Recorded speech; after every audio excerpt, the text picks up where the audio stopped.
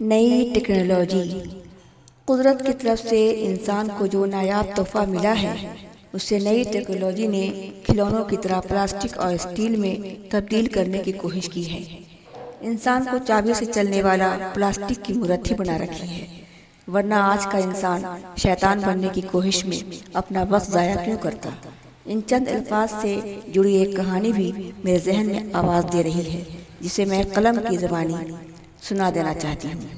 رامو ایک محنتی کسان تھا، فصلیں اگاتا اور ایمانداری کے پیسوں سے اپنے بچوں کی پرورش کرتا۔ بیوی شکنتلا بھی وفاشار تھی، گرہستی وہ بہت ہی اچھی طرح چلایا کرتی۔ ایک ہی بیٹا تھا، وہ پڑھنے کا شوقین تھا۔ اسے رامو کا کام برا لگتا۔ وہ کہتا، باپو میں تمہاری طرح کسان نہیں بنوں گا، میں پڑھ لکھ کر ایک بڑا انسان بنوں گا۔ میرے پاس پیسے ہوں گے، ایک عالیشان مکان ہوگا، بنگلہ ہوگا، گاڑی ہوگی، بینک بیلنس ہوگا، اور یہ سب ایمانداری کے پیسوں سے ہرگز نہیں ہو سکتا۔ اس لیے مجھے کمانے کے لیے باہر نکلنا ہی ہوگا۔ باہر جانے کے لیے مجھے پیسے چاہیے۔ آپ نہیں دیں گے تو میں اپنی کڈنی ہی بیچ ڈالوں گا، لیکن باہر جا کر ہی رہوں گا۔ انسان ایک کڈنی سے بھی کام چلا سکتا ہے۔ رامو بیٹے کی بات سن کر ڈر گیا۔ اکلوتا بیٹا اور وہ بھی اپنی زندگی کو خطرے میں ڈالے۔ رامو ایسا ہرگز نہیں ہونے دے گا۔ زمین نہیں رہی تو کیا، بیٹا تو میرا رہے گا نا۔ میری تمام دولت بھی لٹ جائے تو کوئی فرق نہیں پڑتا۔ ایک باپ اپنے بیٹے کو خوش دیکھنا چاہتا ہے۔ شکنتلا تو ماں ہے، وہ مجھ سے بھی زیادہ پیار کرتی ہے۔ بیٹا کو کچھ ہو گیا تو میرا گھر برباد ہو جائے گا۔ دوسرے ہی دن رامو نے اپنی ساری زمینیں بیچ ڈالی، کھیت کا ایک حصہ بھی نہیں رکھا۔ بیٹا نے اطمینان دلایا، باپو فکر نہ کریں، کما کر آؤں گا تو بہت ساری زمینیں پھر سے خرید لوں گا۔ باہر جانے دو مجھے باپو، میں کما کر دولت مند کہلاؤں گا، تمہارا سر اونچا کروں گا۔ پیسے لے کر رامو کا بیٹا دھرمیندر دوسرے ملک کمانے نکل گیا۔ وہاں جا کر اس نے کام کے ساتھ پڑھائی بھی مکمل کی۔ ڈاکٹر بننے کے بعد تو اسے سرکاری ہاسپٹل میں سروس بھی لگ گئی۔ 1-2 سال کے بعد سرکار کی طرف سے وہ امریکہ چلا گیا اور وہاں کے ہاسپٹل میں ایک اچھا ڈاکٹر بن کر کام کرنے لگا۔ خوب پیسہ کمایا، سارے خواب پورے ہو گئے۔ دھرمیندر اپنے ماں باپ کو جو پیسے بھیجا کرتا تو رامو خرچ نہیں کرتا اور اس پیسے سے زمین پھر سے خرید لی اور کھیتی دوبارہ شروع کر دی۔ محنت کرنے سے رامو عمر زیادہ ہونے پر بھی چست تھا۔ شکنتلا بھی ہاتھ بٹایا کرتی، اسے بھی دیکھ کر کوئی اس کی بڑھتی عمر کا اندازہ نہیں لگا پاتا۔ دھرمیندر رات دن ایک کرنے میں پیسہ تو خوب کمایا، لیکن اس کی صحت اس کے ہاتھ سے نکلتی چلی گئی۔ ڈیوٹی کے دوران ہی وہ اچانک بے ہوش ہو کر گر پڑا۔ دوسرے ڈاکٹر کے زیر علاج وہ کافی دنوں تک ہاسپٹل میں رہا۔ اس کی شادی نہیں ہوئی تھی اور نہ ہی اسے شادی میں دلچسپی رہی تھی۔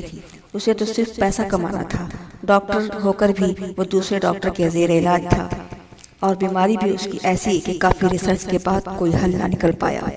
نئی ٹیکنالوجی کے ذریعہ اسے خنجیر کے دل، قدرتی دل کا آپریشن کر کے لگانا پڑا۔ یہ آپریشن اس ہاسپٹل میں پہلا کامیاب آپریشن تھا۔ اس نئی ٹیکنالوجی کے ذریعہ دوسرے تمام ڈاکٹروں کو کافی شہرت ملی، لیکن دھرمیندر تو پریکٹیکل کا وہ بینگ نکلا جس کے چیر پھاڑ سے ہی دوسرے ڈاکٹروں کو شہرت ملی۔ اسے تو نہ زندگی ملی اور نہ ہی موت۔ وہ پھر سے گڈھے کے تھوڑے پانی میں رہنے آ گیا۔ برے وقت میں اپنے ہی کام آتے ہیں، وہ واپس اپنے گاؤں آ گیا۔ شکنتلا نے اپنے بیٹے کی اتنی تیمارداری کی کہ وہ مر کے بھی بہت جلد صحت یاب ہو گیا۔ اس نے بھگوان کا شکر ادا کیا۔ دھرمیندر ترقی کے دور سے گزر چکا تھا۔ اسے پیسہ زندگی دینے والا وہ انمول شے نظر آیا کہ اس نے پھر سے کامیابی کی طرف چھلانگ مار دی۔ جس کام کو وہ شروع کرنے جا رہا تھا اس کے لیے اس نے باپو سے بھی مشورہ نہیں لیا۔ گاؤں میں اس نے ایک ہاسپٹل بنوانے کی سوچ لی۔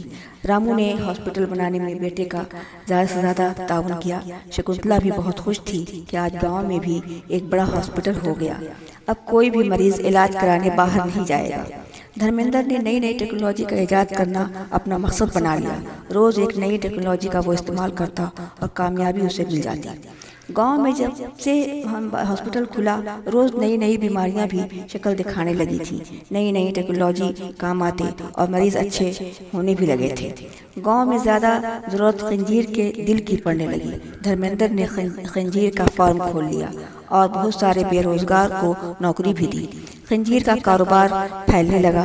دھرمیندر کی طرح گاؤں کے اور بھی لوگوں کو اپنے اندر قدرتی دل کی جگہ خنزیر کا ہی دل لینا پڑا۔ اس آپریشن میں دھرمیندر کافی مشہور ہو چکا تھا۔ خنزیر کا کاروبار سے بے روزگاروں کے گھر میں چولہا جلنے لگا۔ غیر مسلم کے لیے تو یہ ٹیکنالوجی حرام نہیں ٹھہرا، لیکن مسلمانوں نے مرنا گوارا کیا، لیکن اس ٹیکنالوجی سے زندہ رہنا پسند نہیں کیا۔ جن کا مسلم ایمان تھا ان پہ خدا کی مہربانی بھی تھی، جن کو مرنا تھا ایمان کے ساتھ دفن ہو گئے، اور جنہیں زندہ رہنا تھا ان کو دوسری بیماری نے ہی بیمار کر دیا۔ اس نئی ٹیکنالوجی میں شمار وہی زیادہ تھے جنہیں حرام و حلال کی اہمیت نظر نہیں آ رہی تھی۔ دھرمیندر کی طرح وہ بھی بنگلہ، گاڑی، عیش و عشرت کے شوقین تھے۔ شراب اور سود کے کاروبار میں بھی کافی پیسہ کما رہے تھے۔ حرام خور کھانے والے ہندو ہوں یا مسلمان، پہلے تو وہ انسان ہیں اور پھر شیطان کا پتلا ہوتے ہیں، جسے ایمانداری اور بے ایمانی میں فرق نہیں اور حرام و حلال کی اہمیت نظر نہیں آ رہی تھی۔ ویسے ہی انسان کو خنزیر کا دل لینا پڑا اور خنزیر بن کے گناہ کی راہ پہ جا چھوڑا۔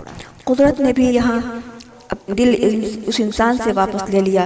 دل، گردے، پھیپھڑے، جسم کے سارے عضو جب قدرت دے کر بھی چھین لے تو کب تک یہ نئی ٹیکنالوجی کا استعمال کیا جائے گا؟ ذرا سی ٹھوکر لگی تو حرام خور ہونے کے ساتھ ہی خنزیر کے ساتھ میں رہنے لگے گا۔ تمام عضو ناپاک ہو کر شیطان میں بھی شامل ہو جائے گا۔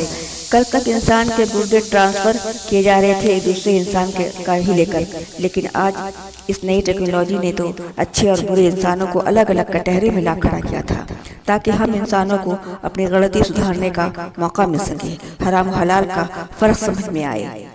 سچ بولنے کی سخت ضرورت ہے ان دنوں، دنیا کو ناز آئینہ دکھلا رہے ہیں ہم۔